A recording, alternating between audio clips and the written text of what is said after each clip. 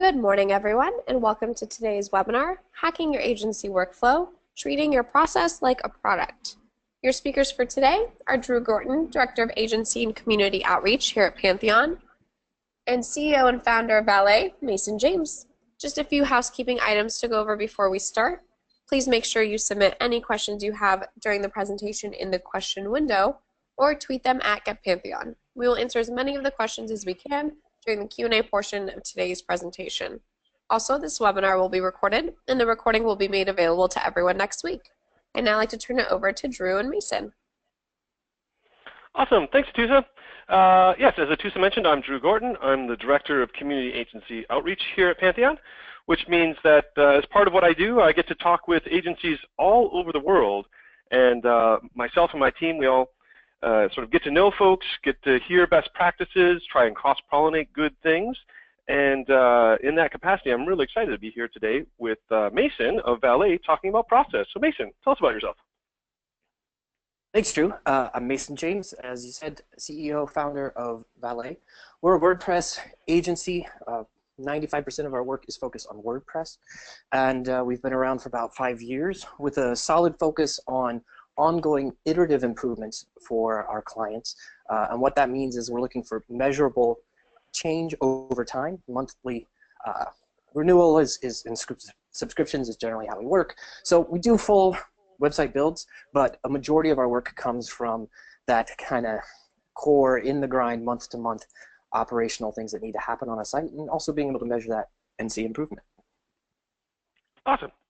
All right, and today we are talking about, we've got sort of 3 big topics: the importance of process, how to empower your team, because that's going to be necessary to really make a process go, and company governance, because sometimes processes need change, and it's important to figure out who has the rules around that.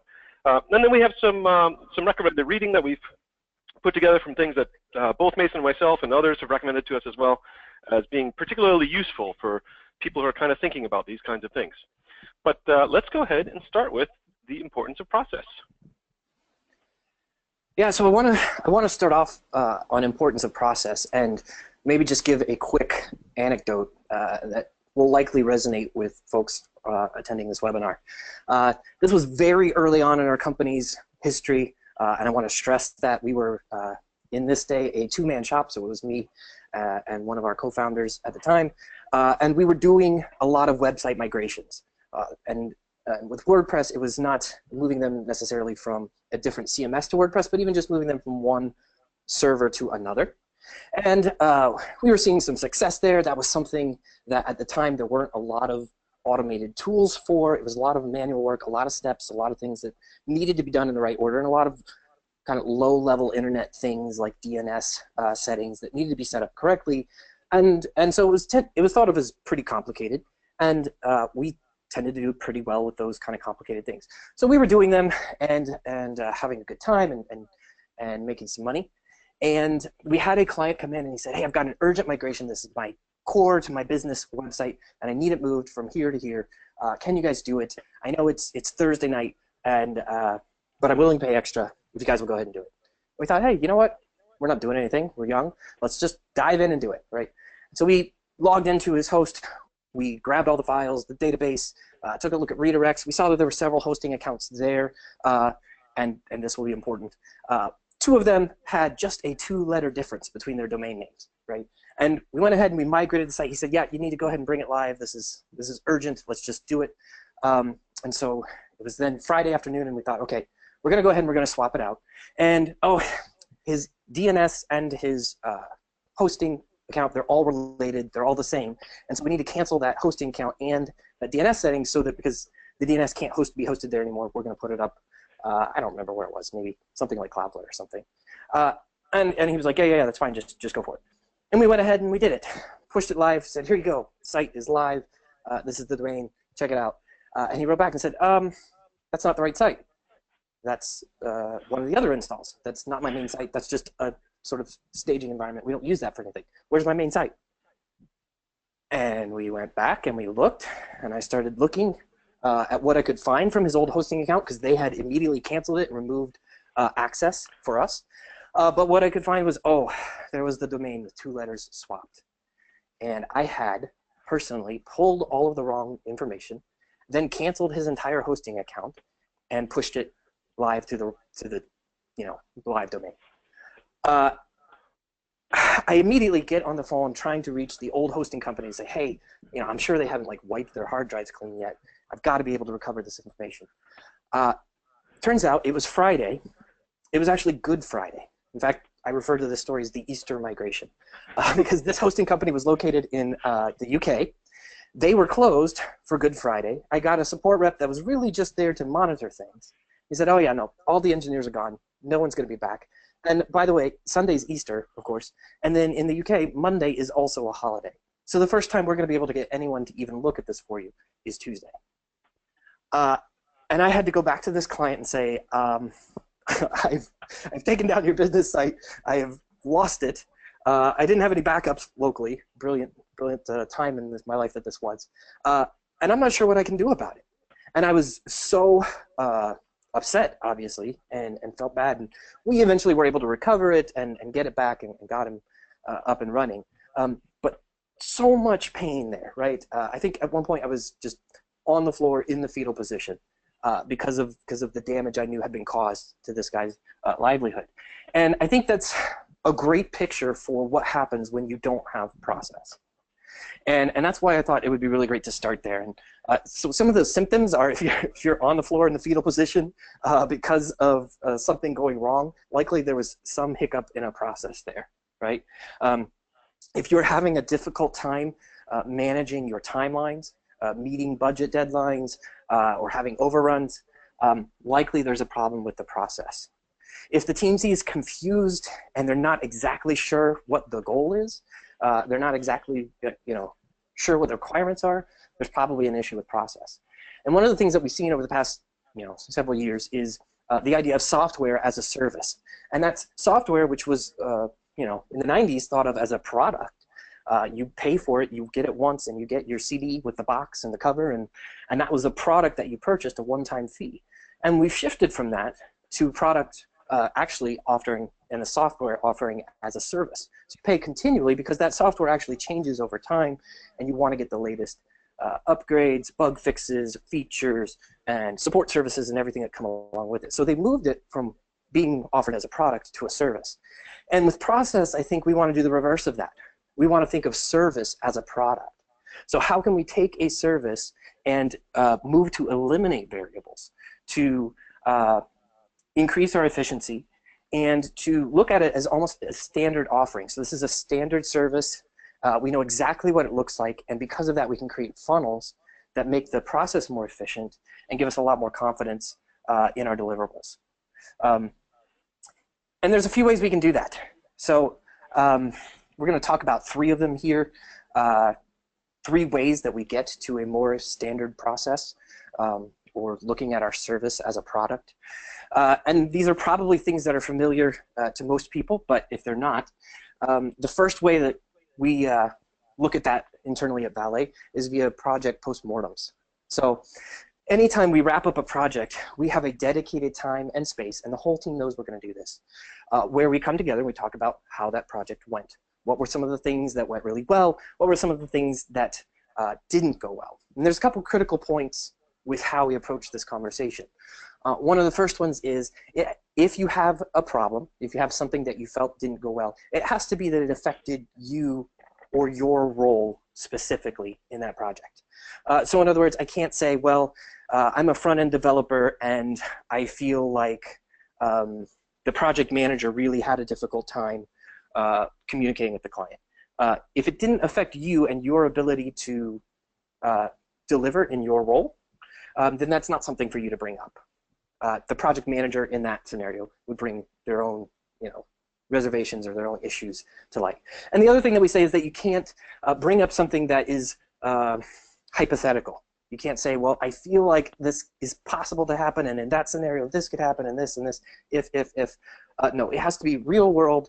This is a thing that affected my role, and for some reason I wasn't able to achieve an objective, or I was roadblocked at a certain point. And I'm bringing that, and then as a group, we dig into that a little bit and try to figure out, like, how can we make that a little better? So we start with our own problems, and then Drew, did you want to talk about maybe the 5 whys? Sure. Yeah. Thanks. And and actually, I want to go back a little ways. I feel like as you were telling that story, I was cringing. So live audience, Mason had mentioned he was going to start with a story that illustrated things, but he kept it a secret from me too. And I'm guessing many of us might have felt felt that instinctual cringe and remembered our own moments like that. Wow. Good thing I wasn't on camera. Anyways. One of our audience members did just say, "OMG, what a horror story." Oh yeah. And there's empathy for sure from another attendee. Yeah. One of the things that like a useful technique, I think, for digging deeply is this principle of 5 whys. And you can go Google for this. There's, I believe, a Wikipedia article, which is decent. But the instance, so don't just take the surface problem and say that you're solving that. So maybe someone raises like, well, I wasn't able to deliver the things on time. Okay, so if you were trying to solve that problem, you might say like, oh, we need to add more time to the schedule. But if you say why the first time, say, well, why weren't you able to? Well, the design changed. Well, all right. So then that's the second why. Mm-hmm. And well, maybe we need to have like lockdown designs or something like that. But then you say like, well, why did the design change? Oh, we missed some of the requirements actually. We didn't, and then like, why do we miss some of the requirements? We didn't have the stakeholder in the room that was hidden to us. Why? We don't have a step in our process that says way early what we need to do is find all the stakeholders and maybe use some very particular techniques to like sort of get them out of the woodwork and figure out how who these people are and such. But it's a really powerful way to make sure you're not just addressing something on the surface that may or may not be a problem in the future. You might not have the next time you have a project have an issue with, wasn't able to finish this portion of the project on time. But probably what will get you again is you don't have all the stakeholders in the room. So that's what the principle of 5 whys is, and it's just a good tool to see like, are we deep enough at the real problem? And would you just say, I mean, I think I love that process so much, and it's core to I think what's helped us be successful at Valet. And I was just thinking, for everyone here, this is something that, especially in smaller agencies, you think like, well, leadership is going to put these things forward. But if your leadership is anything like it is at ours, sometimes they're blind to some of this stuff. And the people who are working day to day, better than anyone, man, these are the things where we get hung up. And so as we go through this webinar, I hope that we find some ways like these 5 whys that are really practical and that people will be able to bring these into your team and say like, hey, what if we try this out? Especially with importance of process, when I'm thinking about how this works in my head, I've got a picture of a factory like for Amazon.com, right? And they have a need in their warehouses to get items, get them boxed, get them put together, get shipping labels on them, get them out to wherever they're going to be shipped, and eventually to someone's home, right? And that's the deliverable. And in theory, in my head at least, I always think it should be way easier with what we do because we don't have to keep track of physical products. We literally just have to keep track of information and get that through our factory and delivered to our client's doorstep, right? I mean, how could we lose something? But the reality is we lose things all the time. Information, client-specific knowledge is frequently lost in the middle of a project or in a second project. And so this is really critical to be thought about. And for me, thinking about the entire process of delivering on a service almost as something that's going down a conveyor belt helps me picture what needs to be done with the information that we receive at kind of a step-by-step process. I think we're going to get to a graphic a little bit later, but here I thought maybe we'd just talk quickly about bottlenecks. So if you have that conveyor belt model and you've got a widget that you're trying to produce, and at some point it's a little slow. Maybe there's some machine that just can't produce its part of the widget as fast as everything else. Well, that machine, that bottleneck, is reflective of what at the fastest the entire line can go, right? That's where the idea of the bottleneck comes. That the entire process will not go faster than your slowest component. And so if you have a strong bench of front-end developers and back-end developers, but you have one project manager that's divided across too many projects, that project manager is your bottleneck. And guess what? None of those different projects can move any faster than your project manager. So identifying the bottlenecks is a really, really critical part. But not necessarily, and then coming up with creative solutions to address that bottleneck is, sort of how we improve our process. It doesn't necessarily mean that it's more people. Another kind of horror story from migrations is that when we were initially doing some of those, we would offer them, and we'd say, hey, write in, you can request a migration, and we'll turn it around in 24 hours. And again, there's a lot of complex things going into that, and we were having trouble delivering. We were maybe only getting 70–75% of migrations delivered successfully on time, and so we were having to go back and say, hey, yeah, I know we said it'd be this date, but it's actually, we're just missing the mark by a little bit. It's going to be 2 days rather than 1. Really sorry. Of course, customers are going, hey, I paid you for this. What's the deal, right? Because we set it up as a product. Migration, a deliverable is just your site is now on a new host. So success is obvious. But we weren't being obviously successful, right? We were late. And as I looked around, I went, well, why are you doing that, right? We could add a whole bunch more people to this process and expand and build up the team, really, scale it to 3, 4, 5 times what it is now to try and meet this deadline. And someone once told me you can't put 9 pregnant women in a room and have a baby in 1 month. Sometimes adding more people doesn't actually speed up the process. And so what we did instead was we went, well, why are we trying to deliver in 1 day? What if we said standard delivery was a week? We'll deliver it in 7 days. And if you want something urgent or critical, we'll deliver it in 3. And again, we were doing it in like 2 days. So we changed that up. We just changed what we said in our marketing materials and our messaging on the site. And we quickly found that customer satisfaction was still extremely high. In fact, it improved because we were then over-delivering. And what we realized was, man, that previous bottleneck and that issue was just one of expectation. And we were actually not competing with anybody else. We were just competing with ourselves. And by changing that up, we eliminated the bottleneck. We made it something that fit our process and our organization in a way that meant we didn't need to try to ramp up to a larger team. And we're able to deliver them with 100% success every time we were delivering there. So I think that's an important thing to think about. Just other ways you can change the conversation rather than just adding more people. Clearly, if the project manager is overworked, you need to have another project manager. That's not always the case. Yeah, and that story actually reminds me of like kind of a classic text in the business and computer science world, which is called the Mythical Man Month, and it's really describing that exact thing, that adding more people to a complex project oftentimes can slow it down. And this is a sort of a studied, well-understood thing, and I don't actually think we put it in the appendix, but that's we'll have to. If anyone has questions about that, I can repeat that later on. But it's called Mythical Man Month, and it's a good book.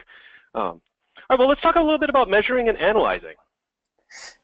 Yeah, so this one's sort of core to all of these things. If we want to improve our process, I think it was Peter Drucker said, you can't manage what you can't measure. And we even take that to say, well, you're not going to be able to improve what you're not measuring. And this is something that, again, may feel like initially, if we start talking about KPIs, I can see where your eyes might glaze over and people are like, oh man, I don't want to hear about the, these kinds of things. That's what marketing deals with, or something else. But actually, we look at KPIs and we say that those are specific to every person, every role in the company. That those metrics are actually really important, and measuring them is the foundational step. So when we first started, we didn't have any idea what our KPIs would be. We didn't know what the values should be, and we honestly didn't even know what healthy values looked like. We didn't know what a healthy metric was.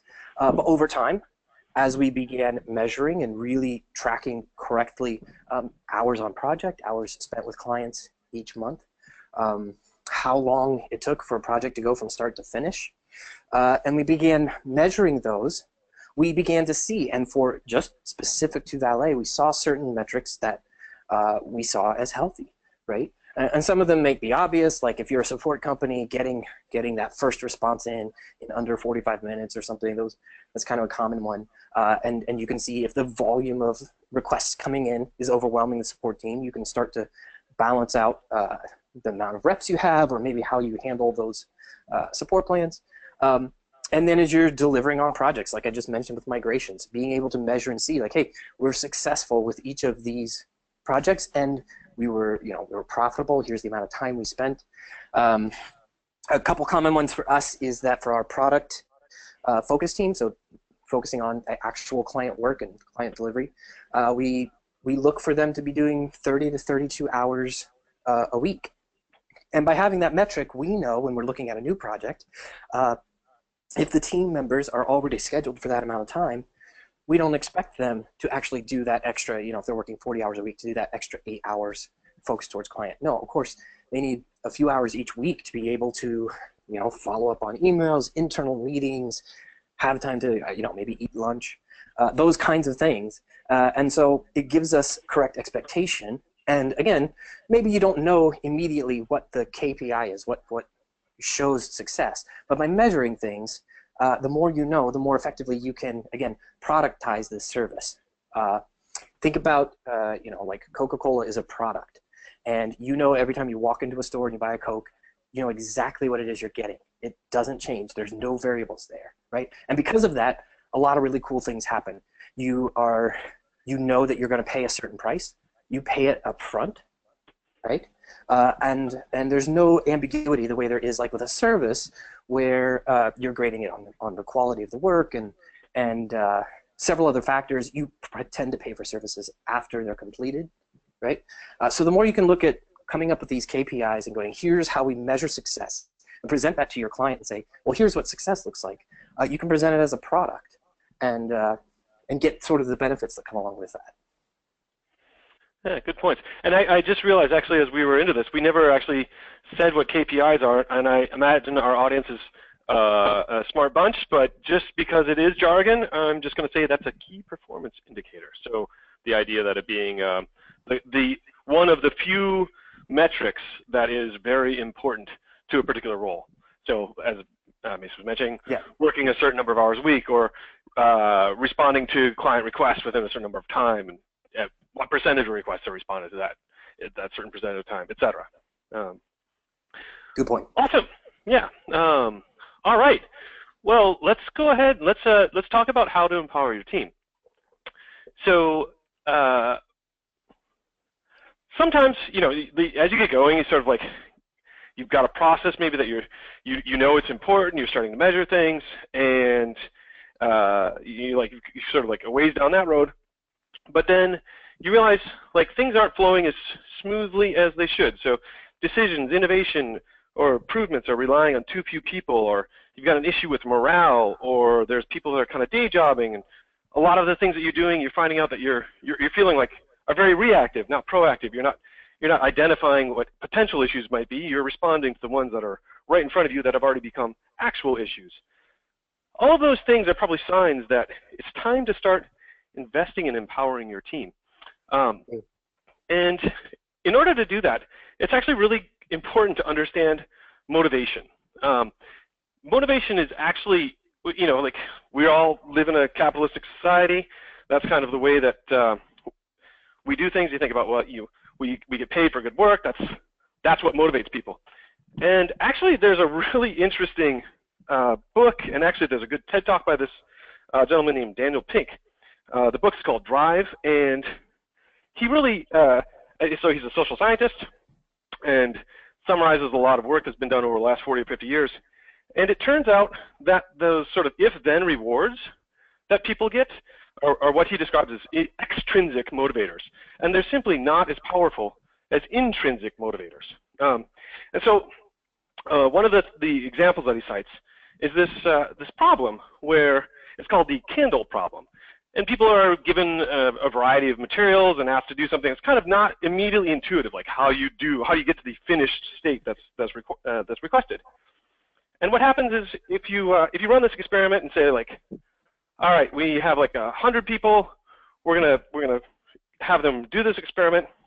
You time them all, you get average, and you tell that group of people, hey, we're doing this, we're timing it. We want to kind of figure out how long it normally takes people to do this.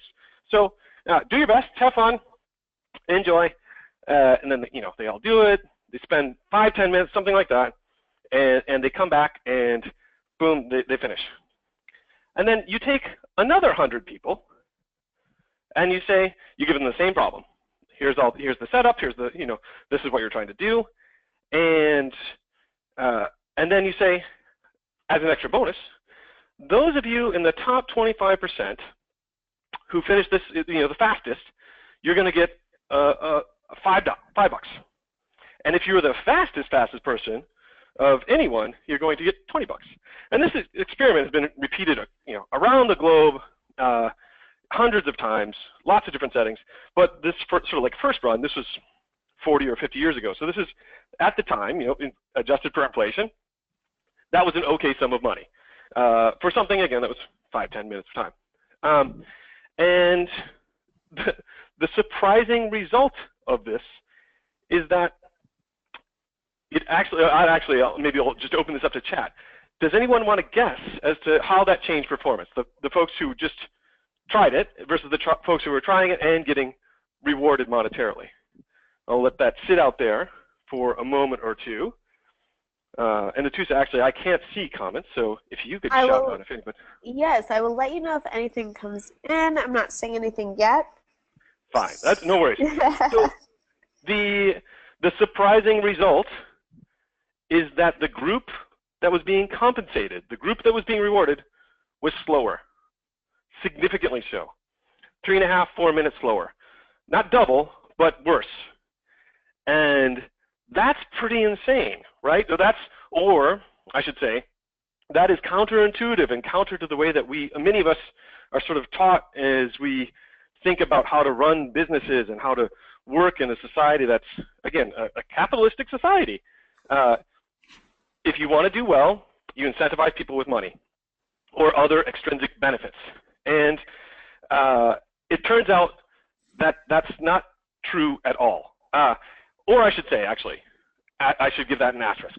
It's not true for jobs that require creativity and that involve things that aren't obvious. And if you have a task that's really kind of rote, very simple, doesn't require a lot of creativity, those things can actually benefit from these kinds of motivators. But for those of us in the web industry who are dealing with clients and having customer service as well as trying to figure out not obvious solutions, you're having a lot of inputs, trying to come up with the best recommendation and the best way to solve a problem, these kinds of extrinsic motivators are not compelling. And he has a number of other experiments and other other things that sort of like picks at, well, then what is it that motivates people? But jumping ahead, the conclusion is that people are looking for three things: autonomy, mastery, and purpose. And autonomy is simply the ability to act, allowing people, if they think something should be done, giving them the authority to do that. Mastery. Mastery is a chance to, like, all right, I'm working, I'm a developer at a certain level of skill right now. Over time, I want to improve my skills. And then purpose is the ability to contribute to something larger. And I think if you think about this and you think about yourself, this probably resonates pretty well with all of us. In fact, yes, I want to be given the power to go ahead and do the right thing. I want to get better at it over time, and I want to know that this thing I'm doing is contributing to something larger that I believe in. And so empowering teams is really about setting up your people with that same feeling and same situation. It's more than a feeling. It's a way of being. So how do you get there? We're going to talk about three things again here: providing a process roadmap, communicating clearly, and supporting a team. So process roadmaps are, again, kind of like KPIs, and in that you start by sort of measuring everything. And except measuring everything, what I suggest you do is write down everything. So when you get in a project, start by mapping out what all of the steps are that happen. Now, this particular flow chart is actually from an agency that I ran, and like the details of it are not important, but what is important is the process that we went through to create this, and the fact that we wrote it down, and that process of writing it down was actually really informative. Like, we changed a lot of the things we did because we realized, like, wait, what do you do? What happens next? What happens after the client signs off? If you have issues where people are asking themselves, what's next? Who needs to sign off on this? Can we proceed? That's a sign that it's a good idea to map out your process and then sit down together as a group and discuss the gray areas, make some calls, decide what it is. Because those sort of hesitations, what's next? Who needs to sign off? Who do I need to get permission from? Can we proceed? Those kinds of questions are huge, like, cognitive disruptions. Like, I was being productive, I was doing something, and now I'm stuck and I'm stalled and I'm no longer, like, it's basically sort of like wipes you out. And so writing down a process and putting it down, it doesn't need to be in a flow chart. It can be, Wikidoc, it can be Google Doc, a flow chart. This one, started off scratches on a whiteboard, and then it became a doc, and then at some point in time, we dressed it up a little bit. And not only, actually, interestingly enough, a side benefit, like, this was really helpful for us. This one got dressed up enough that we would show it to clients in the sort of prospecting stage. And that was really helpful, actually. Not that they needed to understand what item number 17 was, but what we found and we presented to folks when we were in a sort of a competitive bid situation, and we were talking about the things that we would do, when we talked about our process, one of the things we do is we would see our clients sort of like, and if we weren't in person, if we were doing it like over lines, you could sort of feel them getting more comfortable with you. These people have done this before. They know what happens next. They get it. Like, I don't know what sitemap revisions is, but cool. I'm glad they're going to guide us because that's what we need. So map your process. Yeah, I think, man, there was so much good stuff there, Drew. I definitely see where I think our industry, just being in tech and being a person that goes, hey, I like the fact that every 18 months I'm going to have to reinvent my skill set and learn something new. I think people who are suckers and are who that appeals to, who know that they're going to be learning their whole life, I wonder if there's a correlation there between what you're talking about with the study, that type of role with autonomy and mastery and purpose, if there's a correlation there. I bet there is. And then the second thing I was thinking of is I love this roadmap, because as I was describing like the conveyor belt model of how the information proceeds, well, this is a perfect visualization of that, right? And I think that is important for the team, so that we all know and have a reference point to go back to and say, oh yeah, this is where we are in our process and this is what comes next. But even to a greater point, for clients who what we do may be even a bigger mystery than it is internally, this is incredibly valuable. So I love the idea of the roadmap, and the way you have it broken out here. That's really great. Well, speaking of things that I love, let's talk about communicating clearly. As we were preparing for this webinar, one of the things Mason talked about is like we have one single system for everything: time tracking, projects, documentation, and you just kind of like enumerated all of these things. And I don't know how many other people out there in the world feel like I've got a cool tool for this and a cool tool for that and another one here, and like all of a sudden you start listing off your tools and it's like I'm out of fingers and toes and I still don't think I have all of them. I thought that's a powerful thing to say that you have a system. But let's talk about like how you use that specifically in the context of communicating clearly. Yeah, I mean, I think there's a lesson there that we learned as well in doing it the wrong way, and that's that we experience the same frustration I'm sure most folks have had, where they go, man, no one tool does it all. In fact, kind of duct taping 4 or 5 solutions together maybe gets us 85 or 90% of the way there, but nothing does it 100%. And so, I mean, we're coders, we're engineers, we're developers. We could just build something that works for us, right?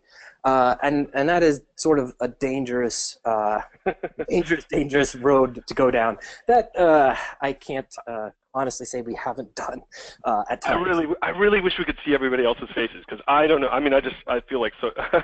Yeah, I mean, it's if anybody so wants to volunteer themselves in by chat by saying, "Yep, me too," I know. Yep, you're describing me too.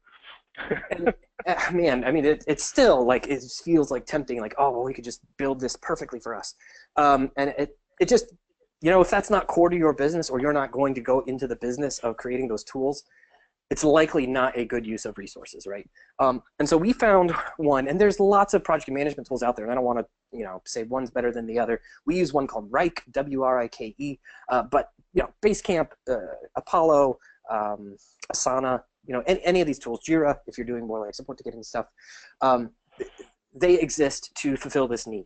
And the idea is that we just consolidate around the tool. We accept the fact that 85% of what we need is good enough, right? We are going to live with that as a reality. And let's make that tool work for us. So we use, like I said, we use Rike, and I think the screenshot in the slides is of Rike. We use this for everything. We do use this for all of our client notes, all of the individual tasks that need to be done. They all have people assigned to them. They have dates so that we know, when something's due, or if it's overdue, or if it's roadblocked. They have statuses.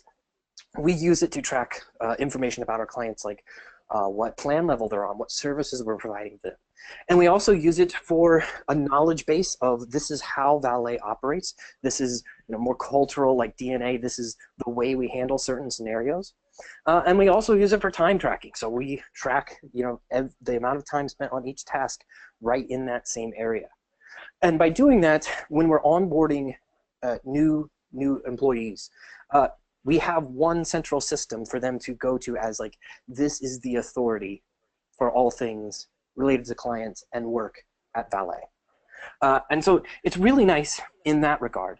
And then more to the communication clearly point, I think, is that we've thought about quite a bit, and I'll say I've thought about way too much, the way we communicate with our clients, the way we communicate with each other, and even down to the specific words that we use.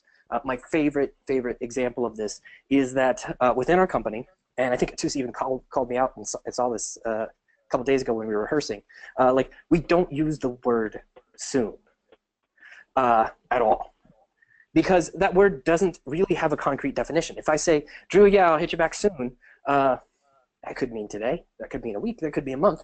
And so if we're in that support scenario where someone's written in and they have a question, first of all, putting ourselves in that person's mindset, they're writing to you because they don't know an answer and they need your help to take the next step, right? So they're probably in a place where they do want an answer pretty quickly. If we write back and say, hey, yep, we're going to have to take a look at that. I'm going to bring in, a backend developer. We're going to get together, and I'll get back to you soon. That person has no context, right? They don't know if there's something else they should do. They don't know if you're going to get back today or tomorrow. At worst, they might sit there and click refresh on their inbox moment after moment after moment, right? Building an anxiety that they haven't heard back from you according to their definition of soon. So we don't do that at all. In our organization, if you tell someone you're going to get back to them, you give them a specific time reference. You say, and it can just be, I will get back to you tomorrow afternoon, I will get back to you Friday, or next week Tuesday. The actual time frame isn't most of the time as critical as just setting up the expectation properly. And in fact, we have 3 rules for communicating with clients to make a successful support response. And none of them are technically providing the correct answer, because you may not know that right away. So our 3 things are, you have to reflect back to them that you've heard the issue and that you understand what they're asking for. You have to give them a next step. If there is an action for them to take, it needs to be clearly stated. And then 3, you need to give them proper expectations on what you're going to do and when they'll hear back from you again. And if you do those things, even if you don't know the answer, and the reality is you have to go talk to that account manager or pull in an engineer, you're still successful with that response. And going back to those KPIs, that's one of our KPIs. Did you include those 3 things? If you did, and it didn't go well for whatever reason, well, it's not on you, right? Because you performed successfully to what we've asked of you. But if you didn't, then that's an issue because it's stated right here in our knowledge base in Reich that this is a criteria for success. So that's we're really like maybe overly into communication and having, I'm sure at one point we had a list of words Mason said you're not allowed to say in organization, and that might be a little overkill. But the idea is that you set the expectations right with the client and communicate in an effective way to them so they're prepared. Well, what I like about this too is that there's really two layers of communicating clearly that's being done. And the one is the taking the time. So many of us have so much tribal knowledge locked up in our organizations. What do you do next? What, like writing down a process is one thing, but then what does it mean to be in this step, and how do you move forward? And so much of that is stuff that, well, I know that because I've been doing it for 2 years and somebody told me that, or whatever, variations on this. And so communicating clearly to your team, like taking the time to write all of that down and say, like, this is what we do. And that doesn't need to be a top-down thing at all. Like if you find yourself in a spot where you're like, oh yeah, we should write these things down. Don't presume that this is the job of the manager necessarily, or it may be maybe the job of the manager to facilitate this.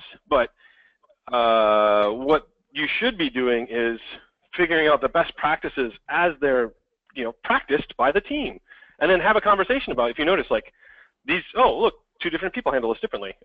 Let's talk about that. That's interesting. You might come up with yet a better way, or realize that there's kind of different situations here. We need to be like more clear about the parameters. So that's one kind of communicating clearly. But then another one actually that I really like is the kind of communicating clearly that you were talking about with the client. And honestly, those, like you gave some guidelines for tickets there.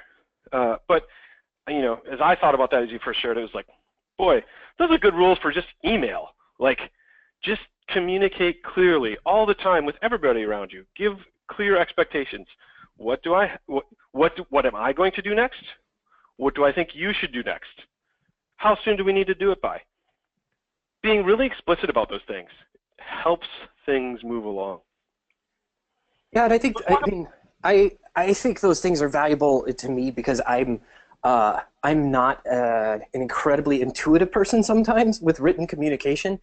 I have no ability to pick up the context of which you're coming from, right, and what you have that you're bringing to it. So I try to set things up to ask very explicit questions just because for me, I need that. I need that concrete feeling of, okay, we're on the same page. And if I don't have it, I feel uncomfortable. So it probably is more like something with my personality type that leads it to want those things. But I do think it's valuable just regardless, because you don't know necessarily what the other person on the other side of the email, their context is. And then I think getting to the final point here of supporting your team, I have a couple thoughts around that. And one of them goes back to another rule that we have, which plays right into what you talked about with the sense of having people who are valuing operating autonomously and with mastery. One of the things that we encourage all of our team members to do is to be proactive and to always take on and own a client request, support issue, any of those things, right? So if you really want to be autonomous, you should be able to grab that, own it, and see it through to completion. And one of the ways that we empower people to do that is we have a very specific phrase that we call, unless I hear differently. And unless I hear differently is what we use with our clients, because oftentimes we're acting on their behalf, and maybe it's whether or not we should flip the switch. I'm just picking an arbitrary example, but flip the switch and we're going to go to a fully SSL version of the site. We know that's the best thing for them to do. And we can say, you know what, we already have it set up. We have, Let's Encrypt, or we have some ability to do that with Cloudflare, and so we're going to make sure the site is standardized on HTTPS. We have redirects set up. Everything's going to be great, no downtime. And you could explain all of those steps, and you could have a great flowchart, and all of those things would be helpful. But maybe the client doesn't feel sure. Maybe they feel like they want to get more feedback, or they just, this is not important to them right now. They've got a lot going on. They'll get to that at some point, right?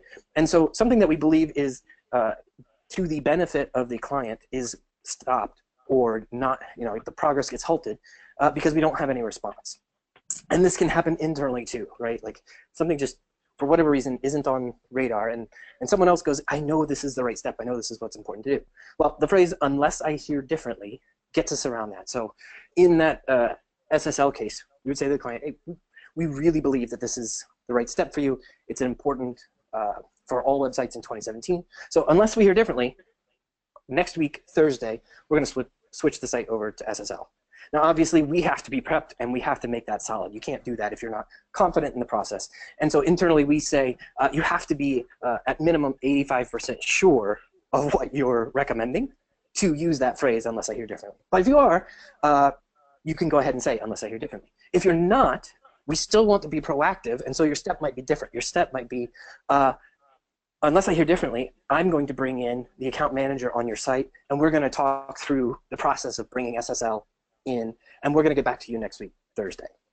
And you meet together with them, and you get to 85% at least sure of what the solution should be. And if you're not there, bring in someone else, right? But the idea is that we won't let the lack of communication stop progress. And by doing that, we're really empowering each person on the team. Hey, you own this. You have the ability, you have the autonomy to go ahead and take an action if you really are confident that it's the right solution. And we won't penalize you for that if all indications are that that is the right solution. And then because we have that set up on the reverse side of it, so our organization really, that's sort of core to our DNA. All of our reps will go out and be proactive to make sure our customers have the right solution, which is a lot of fun and a little crazy sometimes. But in some cases, you might have a client who comes back, and we have a particular example where a client was just absolutely disrespectful to the support team, right? And in fact, multiple times was incredibly unprofessional, disrespectful, and just really awful to people who were there and actually doing their best to be proactive and present a solution that clearly there was some confusion on what it was, but there was just no reason to be disrespectful or unprofessional. Well, in those cases, we're very clear-cut on what we do. We empower our team. We expect them to perform at top levels all day long. And when they do that, and then something like this happens, we're fairly lethal with how we handle that situation. What I mean that is, in this case, I came back to him, wrote several emails, which he claimed he did not receive. I resent them. He said, no, he wasn't getting my emails, something's wrong. And so I screenshot the emails and sent it over. And he said, oh, yeah, we have a swear filter set up on our emails, so that's why those emails didn't come through. They wouldn't come through with that language. And I'm not advocating that we should all send any language like that. It's extremely rare that I would even do that. But in this case, I felt he needed to understand how strongly I felt about the posture and disrespect that I saw. The main point I would say is that I'm able to do that, and my team's able to operate confidently on behalf of the clients, to be advocates for all of our clients, because they know that upper management has their back. We are going to support them in the same way that they support our clients. And we've structured the business so that no one client is so important that we can't let it go, right? That we can't say, you know what, here's an agency that might be better, might be a better service to you, or probably not a good fit. So having that set up gives you real freedom, and then that empowers our team to act with autonomy, to act in a way that has mastery in all of the relationships that we have and in engagements with our customers. Awesome. And let's talk next. Our last topic is company governance. And so company governance is really about how, so your process is the thing that you do repeatedly, right? So you build websites, you answer support tickets, you create something, and that flows through a process. You might have multiple processes in your company, but at some point in time, you need to create the process. You need to adjust the process. You maybe need to change who's making decisions about things, and that's what company governance is all about. And Mason, as I'm looking at this, I'm also realizing we're being slightly long-winded, I think. But so we'll have to move to. I know, we're just Anyways. I didn't want to say it, but you guys are just so full of great information. Yeah, in air quotes, right? So company governance it's time to start thinking about company governance when you don't have space, you don't have an opportunity for people to, talk about accountability, make process changes. If you're just running the same process and you wrote it down, cool, check, did it, and then 8 months later you're still just running that same process, that's actually probably not a good sign, especially if it's not going swimmingly. A process is definitely something to be iterated on and improved on. If you have a highly functioning team and things are going well, you probably have new people coming on, and that changes authority structures. And so all of these are kind of times to start thinking about company governance is a thing to be paying attention to. So maybe you want to take this one? Yeah. So if we just hop down maybe to slide 22, which is the first point of getting educated. Yeah, okay. Yeah, I'll just quickly talk about our process with that. So, and again, I'm just using that word process, but we had no structure, and we had no semblance of, when you go from just one person to 2 people, 3 people, 4 people, you don't necessarily need governance. You just kind of all talk and figure out who does what and go for it.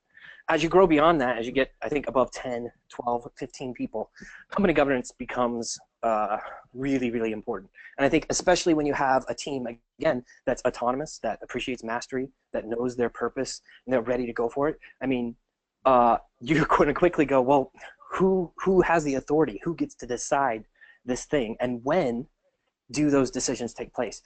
So there are several systems out there that actually help you with company governance. The one that we've used at Valet for about 2 years now is called Holacracy. And Holacracy is just sort of an agile approach to company governance, whereby we give authority and power to a process, and they call it a document called the Constitution, and we can make amendments to the constitutions, and we can clarify our process at specific intervals. And there's 2 key concepts that I'll just kind of briefly touch on, but we're going to have resources available afterwards so people can dig into this. And the main point really is that take a look, because there are systems out there that address this problem. This is a challenging issue. However, when you have the issue and you counter it locally, you have a different version of PHP than you on a server, and you hit that problem for the first time, and you go, man, we should standardize this. We should figure out a process. Company governance, who's responsible for what within your team, is also something with a solution. We've found Holacracy to be really good, and 2 of the key points that I think have made that successful is that Holacracy focuses on separating the role from the soul. So you have a person who's they're a cultural fit, and that means their soul is just great for company culture, and you want to have them on the team. And then you also have a person who's a role fit. In other words, they do these responsibilities really, really well. And you can have one without the other. And so maybe a person just, you want them on the team, they're a great cultural fit, but maybe one role in particular is not working for them. And so Holacracy separates that out and then provides a way for you to define those roles, the responsibilities that are included, and then change them. So there's 2 types of meetings. There's a tactical meeting, which is where you talk about the things you need to get done. We use tacticals in combination with a modified Scrum every day. And then you have governance meetings. And that's where you talk about how successful are these roles at achieving their responsibilities. And if there's an issue, if there's a problem, they use a word called tension, which I think is good because it's kind of neutral enough. It doesn't sound like it's a big issue to be addressed. It's just a tension with a certain role. That can be brought up and talked about and discussed. And actually, there's a very concrete path for how a role would be changed. Maybe the responsibilities are adjusted, or even that, this role, we need a different person running it. So I feel like there's so much more we could unpack there, and I know we're short on time. But I would check out Holacracy as one of the top ways or systems that's available. There's a ton of them, and then I would say don't be afraid to grab bits and pieces from all of them. The idea is not to buy in totally to one system and be a total ideologue, but find the things, like I said, we use a modified Scrum. Probably everyone does. Find the bits and pieces that make sense for your organization and use the ones that really are helpful, and don't be afraid to toss out the ones that aren't being helpful, because ultimately we should always be, the last slide here, ongoing iteration. We should always be improving on our process, right? It's an ongoing journey that we continually refine, and as new systems come out, that's, I think, core to the DNA of people who are in this field, right? We're lifelong learners. We want to explore new things continually. And so this process can be a lot of fun, in refining the organizational structure and way that you communicate as a team. I think that's all I got. Great summary. Yeah, great summary, Mason. So, without further ado, we have time. Well, Atusa, tell us what comes next. Process. We have just a couple minutes. Let's follow the process and say we have just a couple minutes to get a couple questions in here. And of course, if we don't get to answer your question or something comes up after the fact, we'll be sending out the recording and the slides, so you can always reply to that email, and we'll get you an answer to your question. But while we have time, the first question is, what KPIs did you apply in your field, and how did you establish successful ones? How do I pick one? I'll be super transparent. When we first started, we had none. I didn't go to business school, so that wasn't a word that I was even familiar with. We didn't measure even the net profit on our clients. And so our services are provided monthly. Most of our clients are on a monthly recurring retainer structure. And we weren't really effectively measuring each client as compared to the plans that they're on, so the service level, how profitable we were. And when we started measuring that, we quickly found the plans where we were really successful and really profitable, and the ones where we weren't. And that helped us adjust our business model, not just in terms of pricing and getting that right, which is something we still work on, but also in our model itself, going, oh, you know what? Well, yeah, we do a lot of support requests. We do a lot of ongoing iteration. And so there are times where a software release comes out and there's a lot more work that we have to do. Or the first few months that a client's on our plan, there's a lot of communication that has to take place. And so 1 month generally doesn't make or break us, but an entire quarter would. And so now we actually track the time we spend on each client every month, but we actually look at that as a quarterly average. And that's how we define the plan level for our customer, which wouldn't have been the thing I thought of at the start of it. But it's how we measure and go, okay, cool. We know we're in a good place with these clients. And if 1 month is bad, we know, and even our support team knows, hey, we're just going to handle this for them, right? So. Yeah, and I would say to add to that a little bit, take the projects. When I started out, similarly, I was vehemently against tracking time. One of the things that I felt was really important was I was just going to do the work and I was going to, make sure that what I was charging was less than the value that I thought they were going to get. And I wasn't going to track time. I was just going to do the work, and that was I made that commitment to myself and to my clients, and as it grew, and that it worked. It's fine. There were a lot of late nights. At some point in time, you realize, maybe I need to do something a little different. There's the spirit of that idea is good, provide value, but the method there maybe had some flaws. So I would say identify the projects that are successful and the ones that you want to repeat, and as well as the ones you don't want to repeat, and look at the measurements that you have for both. And profit might be one of them, but also something about the interactions, profit might be one of the things that distinguishes those two, but there might be other things too. There might be the style of client or the kind of work that you were doing. Like as you get started early out, you do lots and lots of different kinds of projects, and you're exposed to all kinds of things, and then over time you may be we're really going to focus on e-commerce, or we're really going to focus on not e-commerce, or whatever. It doesn't matter where it is. Find the things that make you and your team happy and give you great work, and you feel like you're doing something good, and then look at some of your measurements will be different between those projects and other projects, and that's interesting. So we should aim for this, not that. All right, I'm going to slip a couple more in here. Drew, this might be an interesting question for you, since this is about the size of our company, but it's, how does Holacracy scale to 70 to 100 people? Oh, yeah, I'll be super direct and say I don't know. I will say I am familiar with Holacracy. It was one of those things that I looked at back when sort of to our point a few slides ago, find good ideas, use pieces of them. I feel like I have a decent understanding for it. There are large companies that do Holacracy. And it's one of those things that that people trot out, like, oh no, like multiple hundreds of people, and some really interesting, innovative companies. But I've never experienced that myself firsthand. Mason, can you speak to that at all? Yeah, so there's a great case study. There's a few of them actually on companies that have switched specifically to Holacracy. So you can find those. Zappos is, I think, kind of the poster child of a company that has done that. So, yeah, there are stories. It is, I would say, fantastically more complicated. You know, the more folks that you have. We were lucky enough to have a team of 15, but I'll tell you, you know, switching to a system like that, you're going to face objections and hurdles regardless of team size. So we approached it like a game, and like, oh, this is going to be kind of political, but it's just, you know, going to be kind of fun. Just buy into it, give it a shot.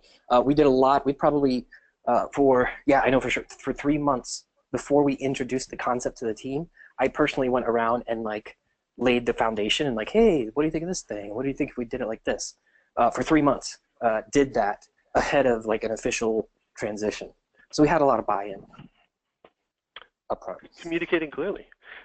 Just speaking of Zappos, one of our book references here that we're showing, Delivering Happiness from Tony Hsieh, who's a founder of Zappos, an excellent, just talking about the philosophy that they have. That's not specifically about Holacracy, but yeah, but it's a good one. Certainly a fantastically successful company that does a good job at process and governance.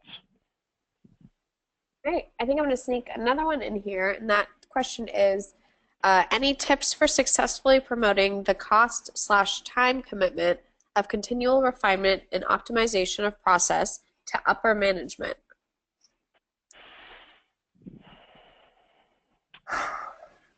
So I'm thinking that this, I mean, it's such a good question. I think there's a few ways I could answer it, and I think, so I'm thinking like for this person,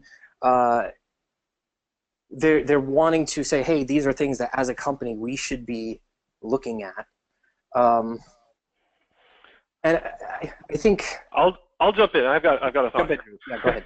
So in a company that's large enough to have layers of management, oftentimes concerns are sort of like at different layers. So that's what happens is organizations get larger, people get increasingly specialized, generally speaking. So I think you need to look at the motivators of the people you're talking to and then relate it to them generally. And so, for example, if you have certain KPIs that have been established or maybe not established, maybe that's a problem. You've got an issue with like murkiness and you're advocating or you believe what needs to happen is we need to spend some time figuring out our process, this is a mess. What you need to do is, like I would say, communicate the value of that to the people, it sounds like above you in this case. So like if the CFO or the CEO or the something O is not sure, like, wow, you know, we're having an issue delivering things on time, and what you're proposing is that we take a bunch of time off to like gaze at our navels and really, you know, think about the meaning of life. Like that sounds like a really bad idea. We're going to get further behind. That's kind of a natural reaction. But say, look, processes improve, or maybe the problem is morale, or maybe the problem is profitability, or maybe the problem is pipeline and predictability. Like processes help you solve those problems. Having clarity about company governance helps you solve those problems. So do some homework. You know, like what is it? Make sure that you're on solid ground with what you're proposing, and talk about organizations that have done this successfully, and just communicate that. And I would say, if you can reach out to them in the language and the concerns that they have, their concern is whether it's financial or delivery or whatever, these things help so many areas of a successful company. Talk to them about the language and the concerns that they have primarily, and you know, start building some support for time to invest. And I think just to build on that, yeah, so if we encountered Holacracy and decided to go with it because, you know, someone was saying like, I have like a concrete process that I'm using and it's working well, and then someone above me who technically I guess has authority, but didn't have that clearly defined, comes in at the last minute and says, we're going to do it this way instead. And I spent all this time setting this up the way I want to do, and makes me successful, and then it gets overridden, and I have to totally readjust. Now, on some levels, that just is sort of reality, but that is what sort of led us to go, okay, well, how do we define those breakpoints where someone's authority stops and the next person's authority begins? How do we create space for that conversation to even happen, right? And I think when we were talking at the beginning about variables, we look at variables, and there can be a lot of input variables. And by that, I mean when a task goes to a person, they have complete autonomy to handle that and come up with their own process. But then the output needs to be consistent. That's how you get to a product, right? It needs to look like something. And so we'll let people choose how they do it internally, but then in the handoff from one person to another, it needs to be consistently the same thing. So maybe framing the conversations that way, that it's unclear, and we need a process for how we, determine where my responsibility starts and stops. It can be a challenging conversation, but it's definitely, like Drew said, it's totally worthwhile. All right, guys, unfortunately, that's all the time we have for today, and then some. Thank you all so much for watching. If you have any questions or feedback, please visit our website where you'll find a contact us page, and we'll put you in touch with the best member of our team. Thank you, Drew and Mason, for your insight, and thank you everyone else for joining us. Have a great weekend, everyone. Bye-bye.